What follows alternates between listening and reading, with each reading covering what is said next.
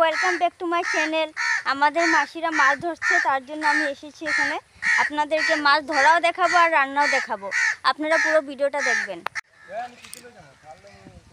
এখানে দেখেন বহুত বড়, অনেক বড় পুকুর। এটা অনেক অনেক মাছ আছে এই পুকুরে।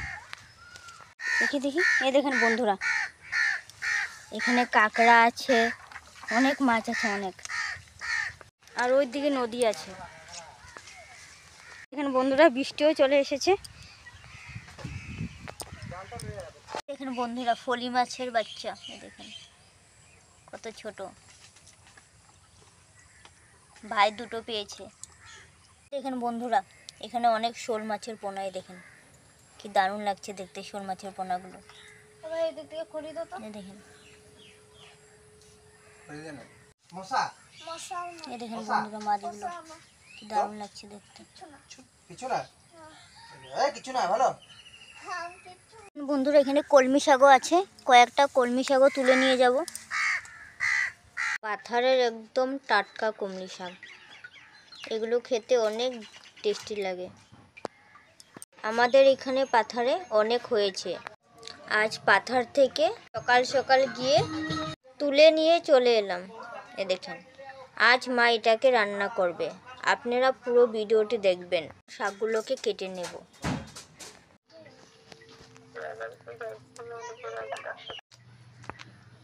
এখানে টুকরো টুকরো করে লম্বা লম্বা করে আলু কেটে নিয়েছে। মাছগুলোকে ভেজে নেব, আলুগুলোকে এখন লাল লাল করে ভেজে নেব, সামান্য একটু হলুদ আর একটু নুন দিয়ে। মা টাকি মাছগুলোকে ভেজে নিয়েছে, আলু ফ্রাই হয়ে গেছে, এখন নামিয়ে নিচ্ছে। সোমবারে গোটা জিরা ফোড়ন দিয়ে দিয়েছে মা। পেঁয়াজ কুচি, পেঁয়াজগুলোকে ভালো করে নেড়ে চেড়ে নেব। লঙ্কা গুঁড়ো, হলুদ গুঁড়ো, জিরে গুঁড়ো দিয়ে দেবো। এগুলোকে ভালো করে নেড়ে চেড়ে নেব। এখন মাছের থেকে কাঁটাগুলো ছাড়িয়ে নেব। কাঁটাগুলো সব বের করে নিয়েছি। মশলা কষানো হয়ে গেছে, আলুগুলো দিয়ে দেব। কলমি শাকগুলো দিয়ে দেব।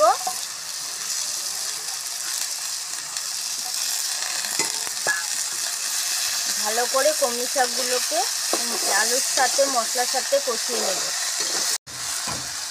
বন্ধুরা এখন মাছটি দিয়ে দেবো এখানে। কি দারুণ লাগছে দেখতে। এখন ঢেকে রেখে দেবো। হয়ে গেছে, এখন নামিয়ে দেব। এই দেখেন বন্ধুরা দারুণ লাগছে দেখতে, দেখেন কি দারুণ হয়েছে। দেখেন আপনারা একবার এভাবে বাড়িতে বানিয়ে খেয়ে দেখবেন, দারুণ লাগে খেতে। কলমি শাক দিয়ে মাছ দিয়ে এভাবে রান্না করলে আর কিছুই লাগে না, দারুণ লাগে খেতে। এখন আমি টেস্ট করে দেখবো যে কেমন হয়েছে। মা বলেছে একটু টেস্ট করে দেখ কেমন হয়েছে। আপনারা একবার বাড়িতে ট্রাই করে দেখবেন, খেতে ভালো লাগে।